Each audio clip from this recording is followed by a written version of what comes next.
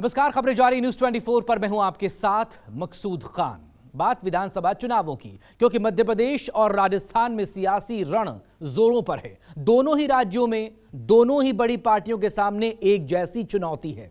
BJP जहां मध्य प्रदेश में ताज बचाने के लिए मैदान में उतरी है, तो वहीं राजस्थान में यही चुनौती कांग्रेस के सामने खड़ी है। लेकिन बीजेपी ने अब इन दोनों राज्यों में राम मंदिर की एंट्री करवा दी है। दोनों ही राज्यों में जगह जगह राम मंदिर वाले पोस्टर लगे हुए हैं, जिसमें प्रधानमंत्री नरेंद्र मोदी की बड़ी सी फोटो भी है। विपक्ष ये आरोप लगा रहा है कि बीजेपी आचार संहिता का उल्लंघन कर रही है।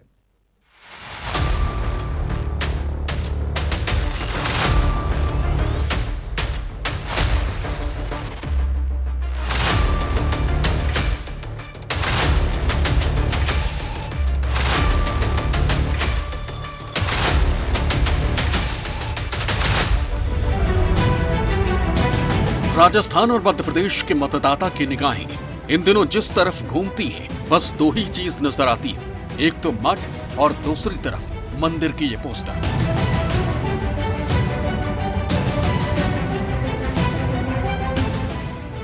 चुनाव में मुद्दों पर मठ और मंदिर दोनों भारी है। बाजार हो, रेलवे हो या फिर हाईवे, हर तरफ बस एक ही गूंज है, बनकर है तैयार।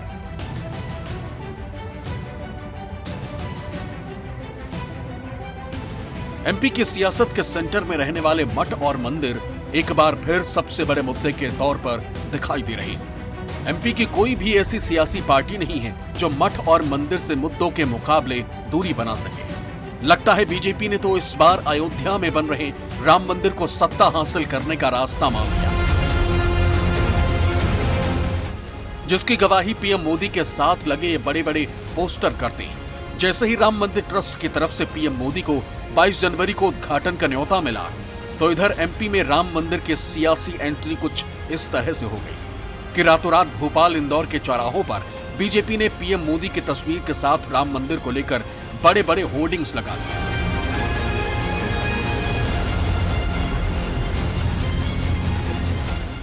इन होर्डिंग में लिखा है, भव्य राम मंदिर बनकर हो रहा तैयार, फिर इस बार बीजेपी सरकार।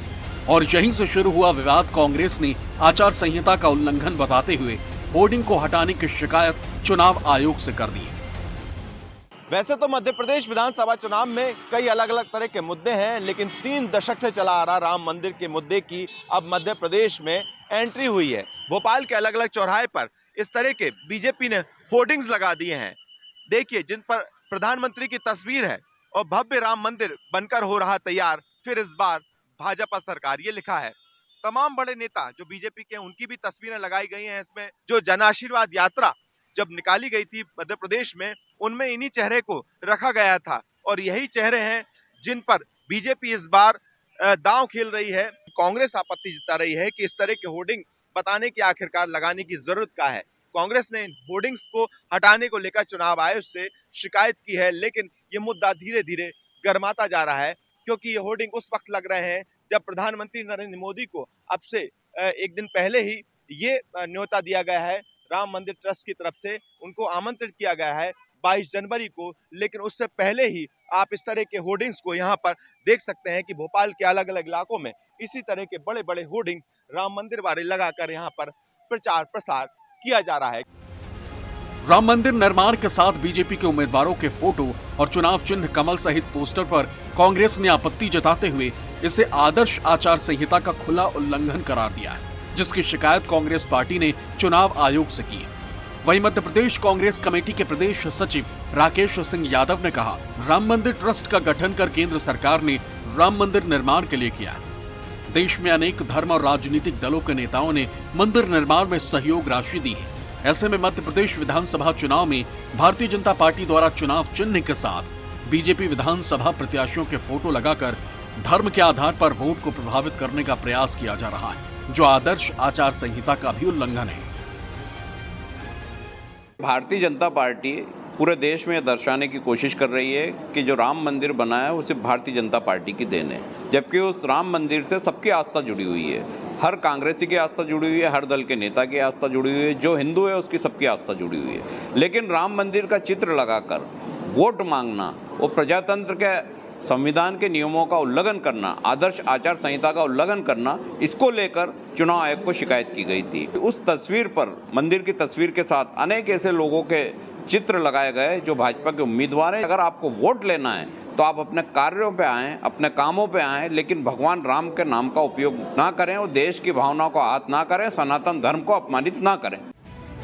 कांग्रेस की शिकायत पर प्रतिक्रिया देते हुए प्रदेश अध्यक्ष वीडी शर्मा ने कहा कि कांग्रेस की असली दिक्कत प्रभु श्री राम जन्मभूमि मंदिर में प्राण प्रतिष्ठा से और श्री राम से है। कांग्रेस को घृणा सनातन से तो थी ही, अब नफरत का स्तर इतना बढ़ गया है कि कांग्रेस को राम मंदिर के चित्र वाले होर्डिंग से भी पीड़ा होने लगी। ऐसा क्यों है? जब भी राम मंदिर निर्माण से जुड़ा कोई सुखद कार्य होने लगता है, कांग्रेस का दर्द बढ़ जाता है। ये तो प्रधानमंत्री श्री नरेंद्र मोदी जी के कार्यकाल का असर है और हमारे हिंदुत्व के विचारों के विजय की बाबरी के पैरोकार कमलनाथ आज राम मंदिर को सनातन का मंदिर बता रहे हैं। कांग्रेस कहती है भगवान राम देश के हैं, बिल्कुल सही है। फिर कांग्रेस को भी भगवान राम का होर्डिंग लगाना चाहिए। अगर उनका राम प्रेम छद्म है और बाबर प्रेम सर्वोपरि, तो वहां जाकर बाबर के होर्डिंग्स लगाएं। भगवान श्री राम के खिलाफ, हिंदुत्व के खिलाफ, सनातन के खिलाफ इनका मूल चरित्र इस मध्य प्रदेश के चुनाव में कांग्रेस का उजागर हुआ है। कांग्रेस चुनाव आयोग में जाकर के आपत्ति व्यक्त कर रही है कि राम मंदिर के होर्डिंग लगे, इन होर्डिंग को हटाया जाए। मैं पूछना चाहता हूं कि सोनिया भट्ट चुनावी राम भक्त बन गए थे, अब उनकी असल बाबर भक्ति सामने इस मध्य प्रदेश के अंदर आई है। बीजेपी प्रदेश अध्यक्ष के बाद मुख्यमंत्री शिवराज सिंह चौहान ने प्रियंका गांधी के दौरे से जोड़ते हुए कांग्रेस पर जबरदस्त हमला किया है। मैं सबसे पहले तो प्रियंका जी से यही सवाल पूछना चाहता हूं कि भगवान राम और भगवान राम के मंदिर से आपको तकलीफ क्या है? अब भगवान राम के होर्डिंग अगर लगे हैं तो राम तो रोम रोम में बसे हैं। राम इस देश के जन जन की सांस में बसे हैं। कभी आप राम को काल्पनिक बताते थे, भगवान श्री राम को जो करोड़ों करोड़ों के आराध्य है, भव्य और दिव्य राम मंदिर बनकर तैयार है और प्रधानमंत्री जी के हाथ में प्राण प्रतिष्ठा होनी है। और अब होर्डिंग उतरवाने की बात करते हैं, ये कहीं से नहीं हटाए जा सकते। बीजेपी ने राम मंदिर को सियासी रण में उतारा तो कांग्रेस ने बीजेपी के लिए सद्बुद्धि की कामना कर दी। राम तो मर्यादा पुरुषोत्तम है, राम तो प्रेम है, राम तो भक्ति है, राम तो आस्था है, राम तो त्याग है। तो राम राजनीति का विषय कैसे हो सकते हैं? क्या भगवान श्री राम की कोई पार्टी हो सकती है? वो लोग जो त्याग और भक्ति के उस पथ से पथ भ्रष्ट हो गए हैं और उनकी बुद्धि भी भ्रष्ट हो गई है, उन्हें भगवान श्री राम के चरणों में अगर बैठेंगे तो थोड़ी सी सद्बुद्धि मिलेगी। भगवान श्री राम दलगत राजनीति का विषय नहीं हो सकते। ये तो ऐसी राम मंदिर की बात कर रहे हैं जैसे ये भारतीय जनता पार्टी का मंदिर हो। राम मंदिर हमारे देश का मंदिर है, हमारे सनातन धर्म का एक बहुत बड़ा चिन्ह है। तो ये किसी पार्टी का क्या है राम मंदिर? एमपी चुनाव में बीजेपी और कांग्रेस दोनों ही राजनीतिक दल हिंदुत्व को साथ लेकर चुनाव लड़ रहे हैं। ऐसे में देखना यह है कि भगवान राम का आशीर्वाद किसे मिलता है। विपिन श्रीवास्तव, न्यूज़ 24।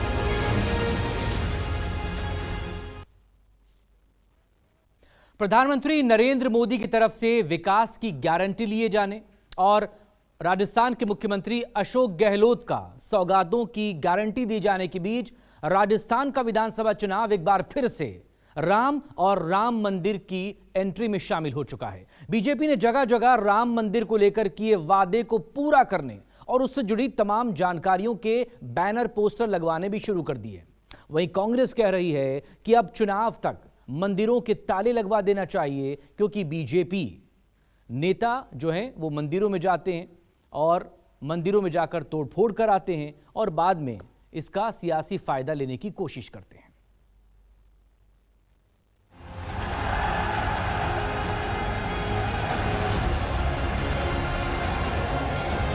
राजस्थान के सियासी रण में भी बीजेपी ने राम मंदिर को उतार दिया और जीत का दावा ठोक दिया। राज्य भर में राम मंदिर के संघर्ष और निर्माण यात्रा को लेकर कई बड़े बैनर और होर्डिंग्स लगवा दिए।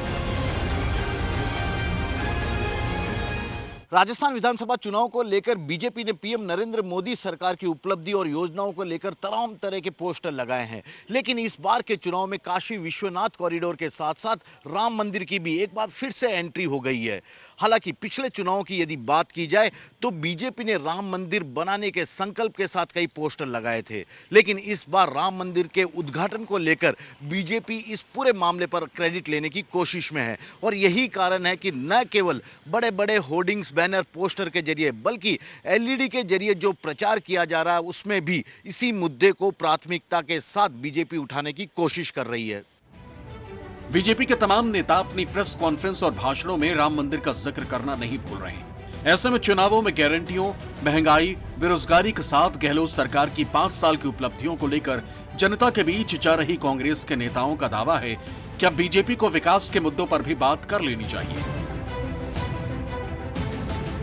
कैबिनेट मंत्री प्रताप सिंह खाचरियावास ने तो यहां तक कह दिया कि चुनाव पूरा होने तक मंदिरों में ताले लगवा देने चाहिए, क्योंकि बीजेपी के नेता वहां जाकर तोड़फोड़ कराते हैं और फिर चुनावों में उस तनाव को भुनाने की कोशिश करते हैं।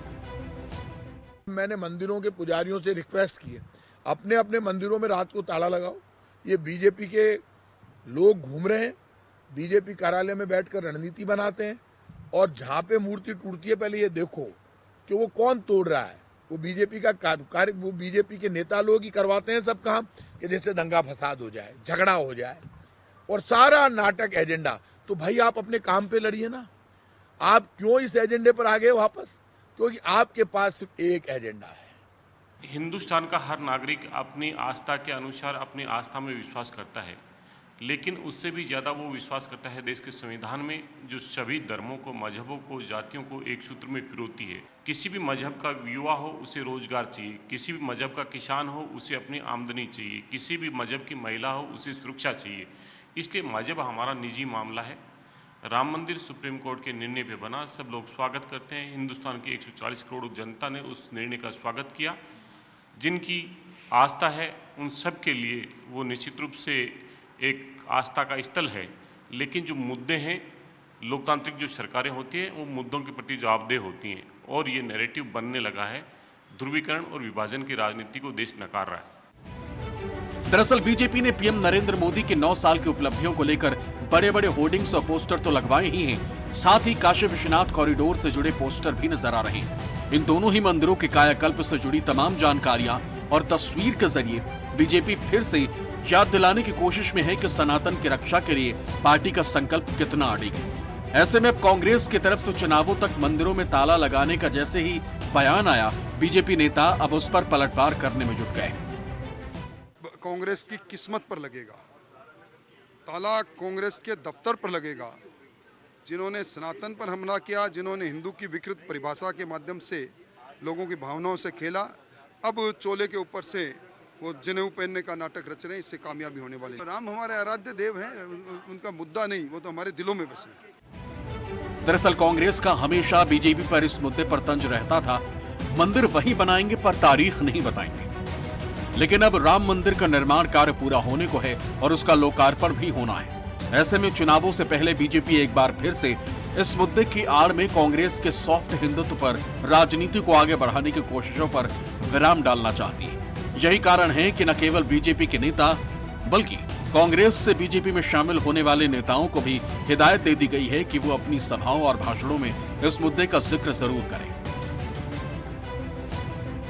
कहा तो ये भी जा रहा है कि कार सेवा में शामिल तमाम लोगों को बीजेपी अपना चेहरा बनाकर राजस्थान में इस मुद्दे पर आगे बढ़ने की रणनीति पर काम कर रही है। शिवत्सन, जयपुर, न्यूज़ 24।